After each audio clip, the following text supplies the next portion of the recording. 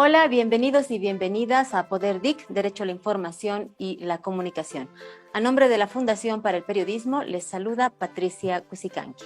En estas últimas 16 semanas hemos venido hablando y reflexionando acerca de la importancia y la necesidad de una ley de acceso a la información pública para Bolivia, que no solamente garantice la transparencia de la gestión pública, sino la gobernabilidad y la participación activa de la ciudadanía. Hoy en esta sesión tenemos un invitado especial que nos va a contar cuál ha sido la experiencia para la aprobación y la promulgación de una ley de acceso a la información pública en Perú. Quiero dar la cordial bienvenida al señor Eduardo Luna, quien es director general de Transparencia, Acceso a la Información Pública y Protección de Datos Personales del Ministerio de Justicia y Derechos Humanos del vecino país del Perú. Muchísimas gracias por haber aceptado la invitación, estimado Eduardo. Muchas gracias, Patricia, a ti y a toda la audiencia por la invitación. Estamos a sus órdenes. Bien, antes de entrar en materia, yo tengo que contarles un poco de la carrera del señor Luna. Es abogado de la Universidad de Lima, donde también brinda clases como docente en la asignatura de Derecho Constitucional. Es magíster en Derecho Constitucional por la Pontificia Universidad Católica del Perú y docente en el programa de segunda especialidad de Derecho Público y Buen Gobierno y en la maestría de Derechos Humanos de la Facultad de Derecho, además de diplomado en la disciplina de Constitucional por el Centro de Estudios Políticos y Constitucionales de Madrid, España.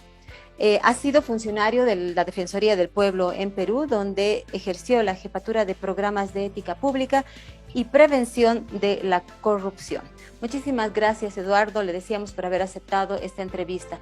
Quisiéramos comenzar preguntándole, por favor, cómo ha sido la construcción de una ley de acceso a la información pública en Perú. ¿Cuánto nivel de participación ha tenido la sociedad civil? Eso consideramos muy importante. ¿Cuál la participación y el protagonismo también de los partidos políticos? Y por supuesto, queremos saber si ha habido algunos obstáculos y cómo se han superado estos. Muy bien, la ley peruana de transparencia y acceso a la información pública acaba de cumplir 20 años. La ley 27806 es una ley que se dio en un contexto muy particular. Y creo por ello mismo favorable, ¿no? Se dio pues hace 20 años, en pleno gobierno de transición prácticamente, iniciando ya el nuevo, luego de una década, digamos, donde se había instalado en el poder un régimen que devino en autocrático, ¿no es así? Y es así como las fuerzas políticas, conscientes de la necesidad de dar pasos a favor de la transparencia, de la ética pública y prevenir la corrupción, es que adoptó, y muy pronto, porque el escenario era propicio y las fuerzas de la sociedad civil que impulsaron también esta ley, fue propicio para que se apruebe y pronto esta ley de transparencia y acceso a la información.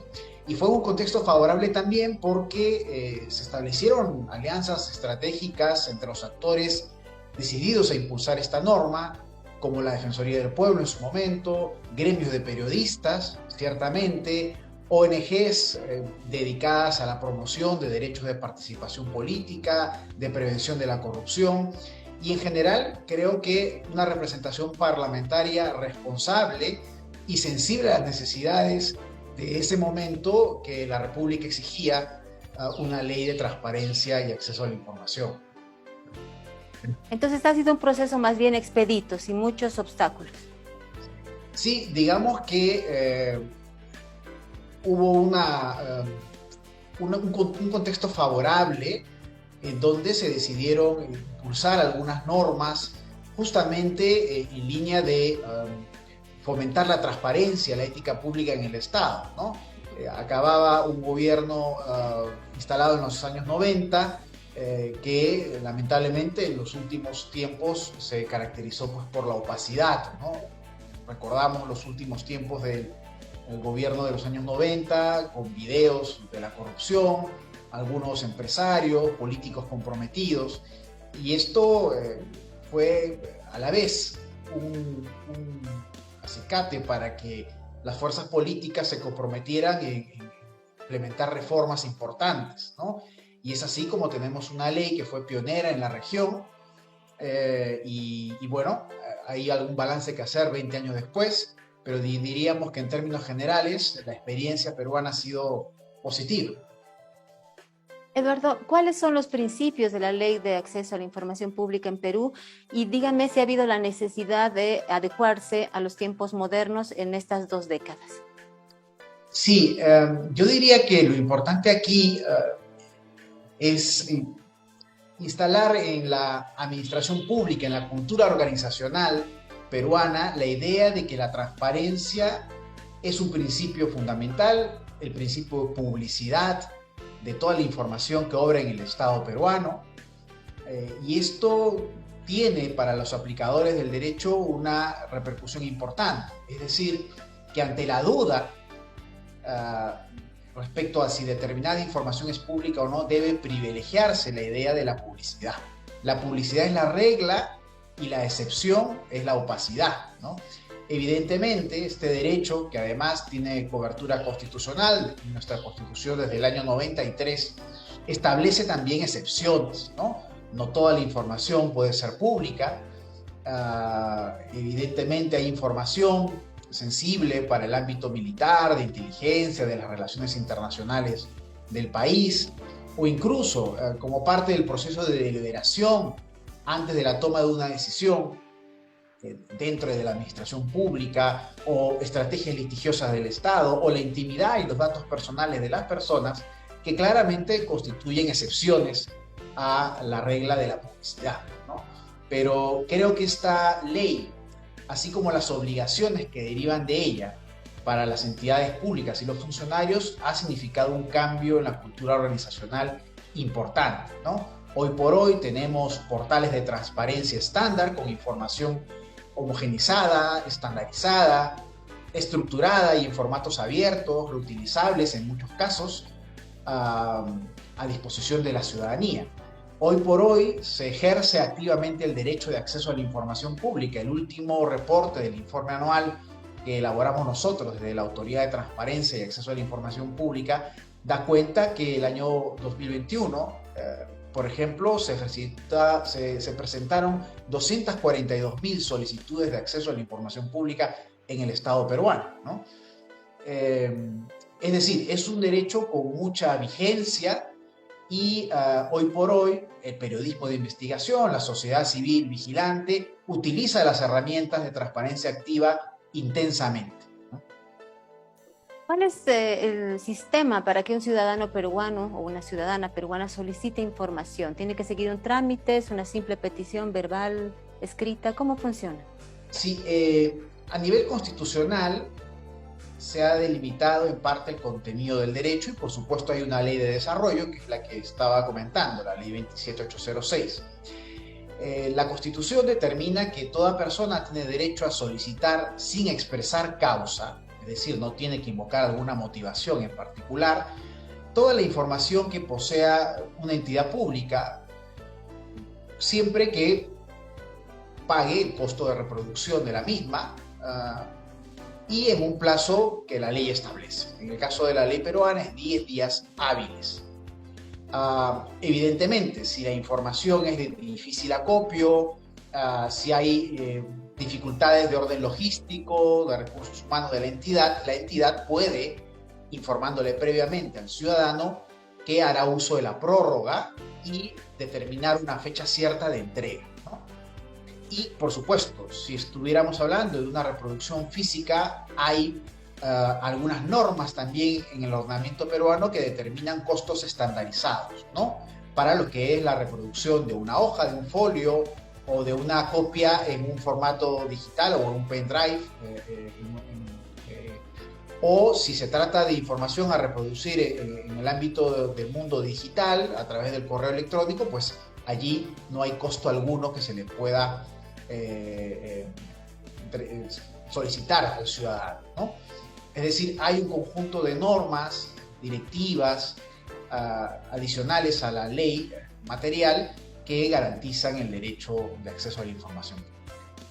Eduardo, cuéntenos, por favor, una vez promulgada la norma en Perú, estamos hablando de hace 20 años atrás, pero me imagino que las acciones continúan.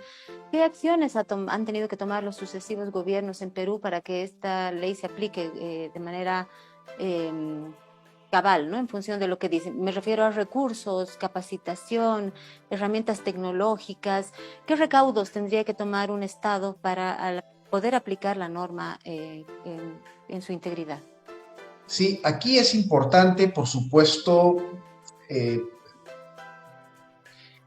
determinar quiénes son los funcionarios responsables al interior de cada entidad pública para atender estas solicitudes de acceso a la información. Y esto exige, por supuesto, la designación de algunos funcionarios responsables que son visibles para el ciudadano, ¿no? En cada portal de transparencia de una entidad se publicita además quién es el funcionario responsable de atender las solicitudes de acceso a la información, que es la cara visible ante el ciudadano, pero que a su vez remite internamente a la unidad orgánica que genera o que posee la información que se le está requiriendo la misma, ¿no? Eso significa que no solamente existe pues una autoridad nacional de transparencia y acceso a la información pública, sino también que además, dicho sea de paso, es de reciente creación, desde el año 2017 en términos normativos y operando desde el 2018, así como un tribunal de transparencia y acceso a la información pública. Pero la norma previó desde un comienzo que existiera un cuerpo de funcionarios públicos en todo el aparato del Estado para que tengamos a funcionarios que ayuden a operativizar estas solicitudes, ¿no?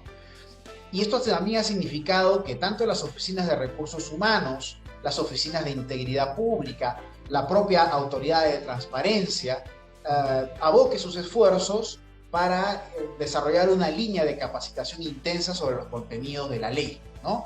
Esta es una tarea del día a día para nosotros. En los últimos 4 años hemos capacitado más de 30.000 funcionarios públicos, ¿no? Y es una tarea que no va a cesar porque hay, por supuesto, una alta rotación entre los servidores públicos, ¿no? Y a todo nivel de gobierno, gobierno central, gobierno nacional, gobierno regional y gobiernos locales, ¿no? Me refiero a municipalidades, por ejemplo, ¿no? Es una labor continua y necesaria para que pueda ejercerse activamente este derecho. ¿Hay algún tipo de sanción para algún funcionario que se niegue a brindar información? ¿Cómo se aplica si en caso de que éste existiera? Sí, la ley peruana prevé un régimen de sanciones.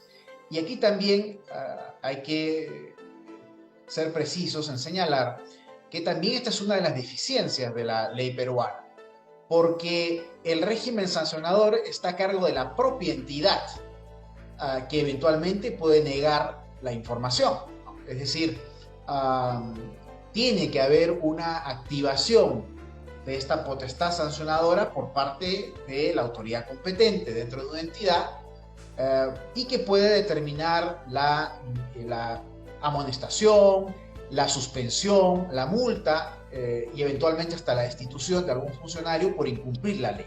Pero claramente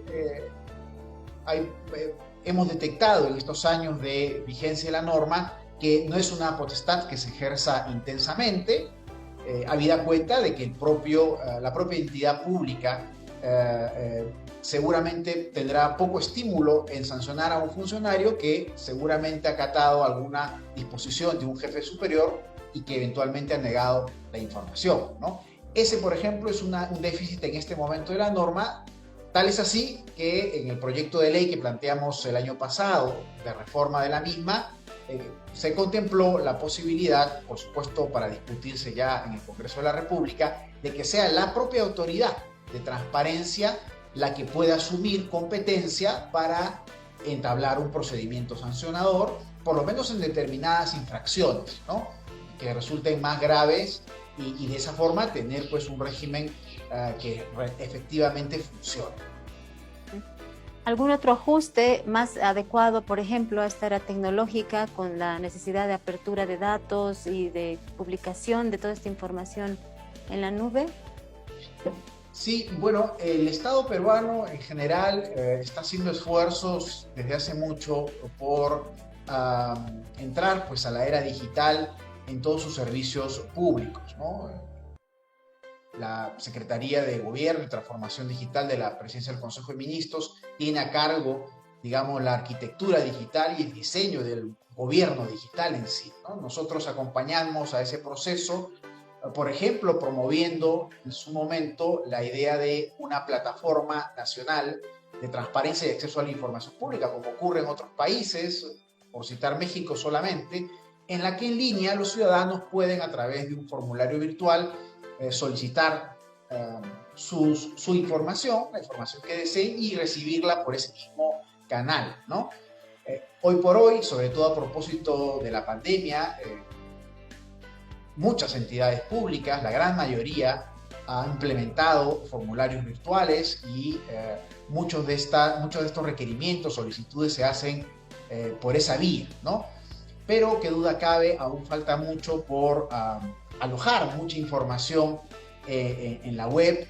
Nosotros, a partir de la información que recabamos del informe anual, apreciamos que prácticamente el 50% de solicitudes de acceso a la información pública versan sobre información que ya las entidades alojan en sus páginas web, ¿no? Es decir, hay también un trecho importante por recorrer para informar a la ciudadanía que esta información existe y está allí alojada, ¿no? Y por supuesto, también en el Perú hay una plataforma nacional de datos abiertos, gestionada también por esta Secretaría de Gobierno y Transformación Digital de la Presidencia del Consejo de Ministros, que lo que intenta es promover justamente, alojar aquí datos en un formato abierto, reutilizado, ¿no? Y hay todavía un largo trecho porque esta filosofía de la gestión documentaria en el Estado se implemente ampliamente en todo el aparato público, ¿no? En las reflexiones que tuvimos acá en el programa, hablábamos con los expertos acerca de la necesidad de crear un archivo nacional de información pública histórico y también de aprobarse una ley en Bolivia, la necesidad de tener una ley de protección de datos personales, que en el caso de Perú lo tienen. ¿Nos puede contar acerca de estas dos experiencias en Perú? ¿Hay un archivo histórico de datos? ¿La ley personal de datos? Sí, ¿nos puede contar, por favor, en qué consiste y cuál es la importancia? Sí, diríamos que acá hay competencias compartidas, ¿no? Evidentemente, en lo que es la política de gestión documentaria de archivos, el Archivo General de la Nación, que es un organismo constitucional autónomo, tiene allí la voz rectora, ¿no? No obstante, en lo que se refiere al repositorio digital de información que la Ley de Transparencia exige a todas las entidades públicas en este portal de transparencia estándar que le venía comentando, ya establece en la práctica desde el año 2009-2010 información sobre ejecución presupuestal, sobre proyectos de inversión, sobre registros de visitas, quienes visitan a los funcionarios públicos, sobre presupuesto participativo de gobiernos locales, actas de gobiernos. Es decir, hay una serie de ítems de información que la Ley de Transparencia establece, instrumentos de gestión, ¿no? Directorios de autoridades, que tienen que estar alojados en la web y se almacenan, por supuesto, año a año, y nosotros damos cuenta de ello, no solo por esta competencia normativa que también tenemos respecto a ese portal, sino también por las normas que a su vez diera la Secretaría de Gobierno y Transformación Digital, que tiene a cargo esta arquitectura, ¿no?, del portal de transparencia estándar peruano. Y con respecto a la ley de protección de datos personales, perdón. Sí, el Perú tiene la ley 29733, es una ley del año 2011. La Autoridad Nacional de Protección de Datos Personales, que también ejerce esta Dirección General del Ministerio de Justicia y de Derechos Humanos en Perú, opera desde el año 2003, ¿no? Es una norma más antigua. El equipo humano que me acompaña para el ejercicio de esta autoridad también lleva más tiempo que el de la Autoridad de Transparencia, pero creo que ha sido un acierto en general del Poder Ejecutivo, que legisló sobre esta materia a partir de una ley autoritativa del Congreso, para crear en un solo equipo humano, en una sola dirección, estas dos autoridades, ¿no? Porque es importante, me parece, integrar estas dos lógicas que aparentemente tienen una perspectiva distinta, pero no lo son, ¿no? Claramente hay una división artificial porque la excepción a la transparencia, al acceso a la información pública pueden ser los datos personales y a su vez la excepción, por ejemplo, a la regla del consentimiento para el tratamiento de mis datos personales puede ser el ejercicio de competencias de una entidad pública en la atención de una solicitud de acceso a la información. Así que tiene bastante lógica que estas dos autoridades estén integradas. La Autoridad de Protección de Datos tiene, como la Autoridad de Transparencia, funciones de promoción del derecho, de capacitación de funcionarios públicos, de representación del país en instancias internacionales sobre la materia. Tiene una labor consultiva también como la Autoridad de Transparencia, es decir, emitimos opiniones consultivas sobre la interpretación de la ley, ¿no?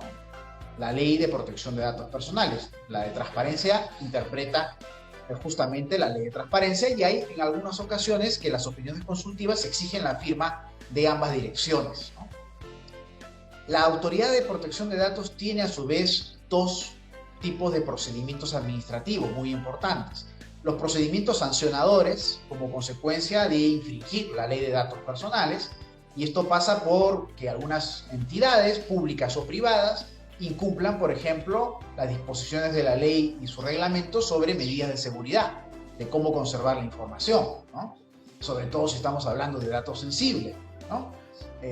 Hay medidas de seguridad, registros de interacción lógica, servidores protegidos para que no se pueda retirar información sin puertos USB o hasta medidas físicas para aislar del tránsito común de cualquier persona algunos servidores o archivadores, porque también podemos hablar de archivadores físicos que albergan datos personales, de protegerlos del tránsito común de cualquier persona en esa organización, ¿no? Por supuesto, también incumplimiento respecto al deber de informar. Toda persona tiene el derecho de conocer para qué recolectan sus datos, con qué propósito, cuánto tiempo los conservarán, si van a ser transferidos a otras organizaciones o al extranjero, quiénes van a poder tener acceso a los mismos, ¿no? Entonces, esta autoridad se ocupa de imponer sanciones tras un procedimiento administrativo que garantice el debido procedimiento, ciertamente, a los administrados, entidades públicas o privadas que incumplen la ley, ¿no? Y además, la Autoridad de Protección de Datos Personales tiene a cargo los procedimientos trilaterales de tutela de derechos ARCO, como los llamamos, de acceso al dato, de rectificación del dato, de cancelación del dato o de oposición, ¿no? De determinado dato o de tratamiento, ¿no? Es decir, cuando hay alguna información que, por ejemplo, perjudica porque está desactualizada a una persona y esa se exhibe o se hipervisibiliza en la web, esta persona puede requerirle al generador de información, supongamos que sea un medio de comunicación o un portal informativo, que rectifique ese dato porque ostensiblemente lo perjudica y es inexacto, ¿no? Si es que esta organización desatiende el pedido del ciudadano, el ciudadano puede recurrir a la Autoridad de Protección de Datos Personales para eventualmente, luego de estudiar el caso, disponer, si eso cabe, una disociación de sus datos, ¿no? Sin que esto signifique, por supuesto, afectar la libertad informativa de los medios de comunicación, ¿no? Eso, en grosso modo, son, digamos, las competencias de la Autoridad de Protección de Datos, además de un encargo específico para promover los derechos de protección de datos personales para niños y adolescentes, ¿no? Que es un público de especial atención que tenemos y que realizamos una serie de actividades con ellos en colegios, en concursos de dibujos de historietas, visitamos escuelas públicas para promover el uso responsable, por ejemplo, de las redes sociales, ¿no? Eduardo, díganos, el tribunal, lo mencionaba usted hace un momento, el Tribunal de Transparencia y Acceso a la Información, ¿es un organismo supranacional? ¿Es autónomo? ¿Cómo funciona y cuál es su rol? Es una unidad orgánica como lo somos nosotros en el Ministerio de Justicia, está adscrito al Ministerio de Justicia, ¿no? La opción inacabada, digamos, de este sistema de protección es haber creado dos autoridades garantes, el Ministerio de Justicia lo óptimo hubiera sido, ¿no?, integrarnos en todo sentido. El Tribunal de Transparencia solo ve transparencia y acceso a la información pública, no ve datos personales, por ejemplo. Eso es algo que en el propio proyecto que estaba comentando, estábamos corrigiendo. Ojalá que podamos encontrar la oportunidad política para volver a promoverlo.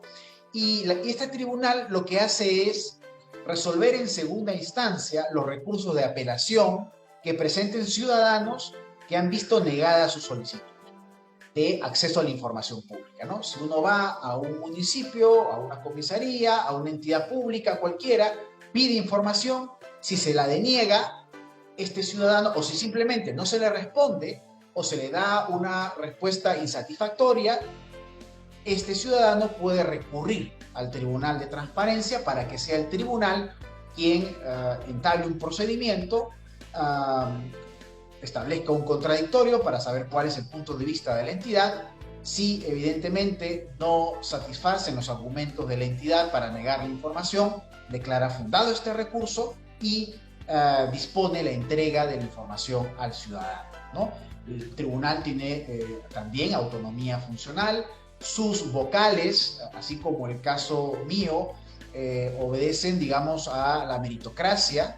Accedemos al puesto por un concurso público, no somos funcionarios de confianza del gobierno de turno, y eso nos da un horizonte de trabajo de 4 años, por lo pronto, ¿no?, que nos permite planificar el trabajo, convocar a profesionales también que tengan esta misma especialidad, y bueno, creo que eso es un acierto en este caso del diseño, y a eso se ocupa principalmente el tribunal. Bien, Eduardo, ya para finalizar, usted sabe que Bolivia es uno de los 3 países de América Latina y el Caribe que carece de una ley de acceso a la información. En las reflexiones que hemos estado haciendo acá en el programa, algunas de las opiniones van en sentido de que no es el momento por las tensiones políticas que existen en el país. Sin embargo, otras dicen que es momento de poner en agenda el tema, que la sociedad civil tiene que apropiarse de esto. Por supuesto, el gremio de los periodistas y las periodistas también. ¿Qué recomendación haría usted con respecto a la necesidad e importancia de que en Bolivia retomemos en realidad la discusión de una ley de acceso a la información? Porque han habido ya 8 intentos con 8 anteproyectos que lastimosamente no han llegado a buen puerto. Quisiéramos oír su opinión, por favor. Sí, me parece muy importante que Bolivia esté en este proceso. No hay una fórmula perfecta, no hay una ley perfecta y no hay que esperar la oportunidad perfecta para impulsarla, ¿no? Claramente, una sociedad democrática, una democracia constitucional moderna, tiene leyes de esta naturaleza, ¿no? Y lo lógico además es que existan órganos garantes especializados, como es la tendencia en el mundo, la especialización, que se encargue de la defensa y la promoción de estos derechos, ¿no? Creo que además en mi país el gremio periodístico ha sido, digamos, un activo impulsor de esta ley y un recurrente solicitante de información, ¿no? Está el periodismo permanentemente verificando información del Estado, no solo en las páginas web, sino formulando expresamente solicitudes de acceso, y esa ha sido, yo creo, una de las razones por las cuales se han destapado muchas situaciones de corrupción en mi país, y claramente la sociedad civil ha entendido que esta es una herramienta, ¿no? Es un derecho instrumental, sirve justamente para perfeccionar la democracia, para instalar una cultura de probidad, de ética pública, y creo que más temprano que tarde Bolivia, por supuesto, ingresará a este grupo de países que impulsan en toda la región esta ley de transparencia. Tienen además en la ley modelo de la OEA, una ley en la que han participado todas las agencias de transparencia de la región, un referente importante, ¿no? Creo que a partir de allí, del esquema que se propone, de las excepciones también, porque también debemos ser conscientes que no toda la información en el Estado es pública. Tenemos ahí, creo, un documento importante a estudiar, a ser valorado por todos aquellos que quieren impulsar la ética pública y la transparencia como un valor instalado en la administración pública, ¿no? Así que Desde aquí hacemos, por supuesto, votos porque Bolivia pronto cuente con una ley de transparencia. Muchísimas gracias, estimado Eduardo, por su tiempo, por compartirnos toda la experiencia de Perú y sobre todo por este último mensaje que nos parece vital, ¿no? Desde el programa estamos precisamente impulsando ello. Quiero decirle a nuestra audiencia que hemos estado con el director nacional de Transparencia, Acceso a la Información Pública y Protección de Datos del Ministerio de Justicia y Derechos Humanos de nuestro vecino país, Perú. Aquí le damos las gracias por haber aceptado esta entrevista y ojalá no sea la última vez, Eduardo. Muchas gracias, Patricia, a ti y a toda tu audiencia por la invitación y por la atención. Con todo gusto, en cualquier otra oportunidad. Perfecto, o sea, muchísimas gracias. A ustedes, amigos, pedirles por favor que comenten, den like, compartan y esperen nuestra próxima edición de Poder DIC, Derecho a la Información y la Comunicación. Hasta pronto.